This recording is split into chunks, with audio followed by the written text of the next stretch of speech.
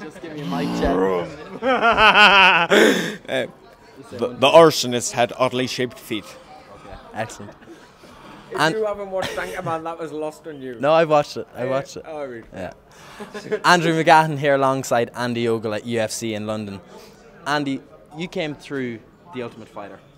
Came from the UK, and you were training with Uriah Faber, great wrestling. Do you think that helped you big time in your up and coming, no great wrestling over here? I know that the UK needs to do a lot more wrestling, but I feel as if it's the great strikers like Dan Hardy and Paul Daly that have, if anything, outlined great stand-up in the UK. I don't feel as if it's the UK's wrestling lack of, or wrestling which has been underestimated.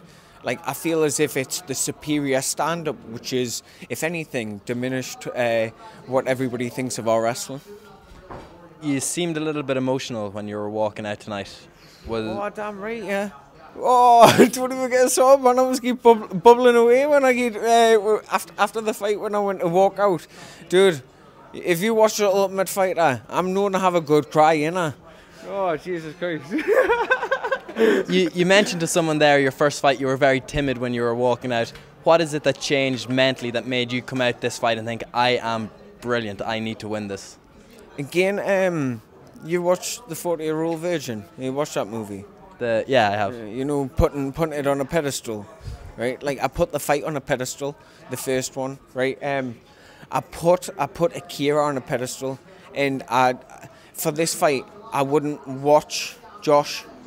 I didn't want to put him on a pedestal. I made him into a molehill instead of a mountain, and I feel as if for my debut, I really made a mountain out of a molehill. Now, I'm not saying Akira's not a great fighter. He is.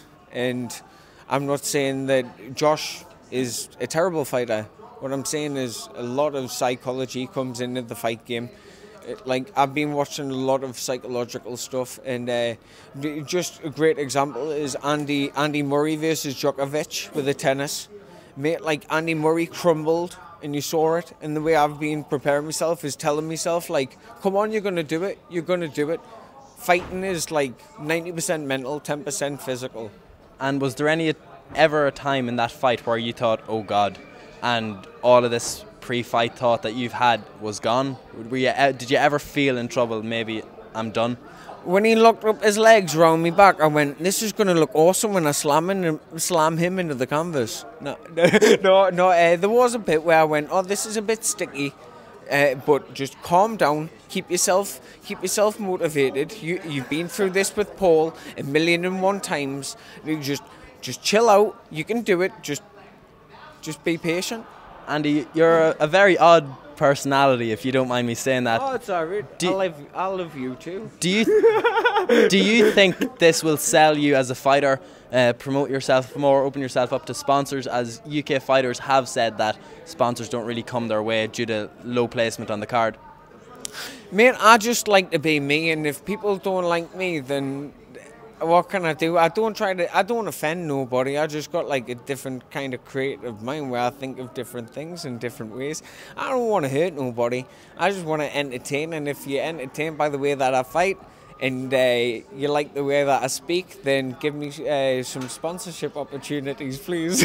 Yeah, one final thing. You say you don't want to hurt anybody, but Josh Crispy's now 0-4 in the UFC. I think you've given him his pink slip. High five!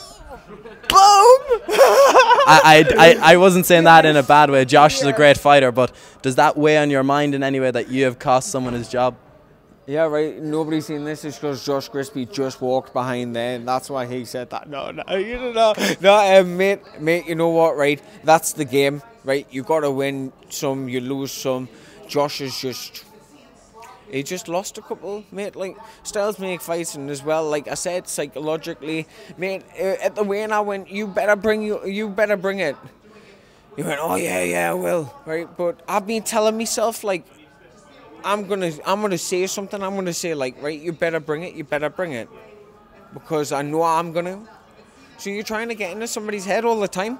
It may just be by the way you walk around, the way You're in my head already. the way that the way you present yourself, your presence. Am I really in your head? Oh, very intimidating. Ah, yes. I thought you were like going, oh, I'm in your head. I think about you all the time. No, sorry, Andy. Thank you very much, Andy, and thank you very much for your time. Thank you.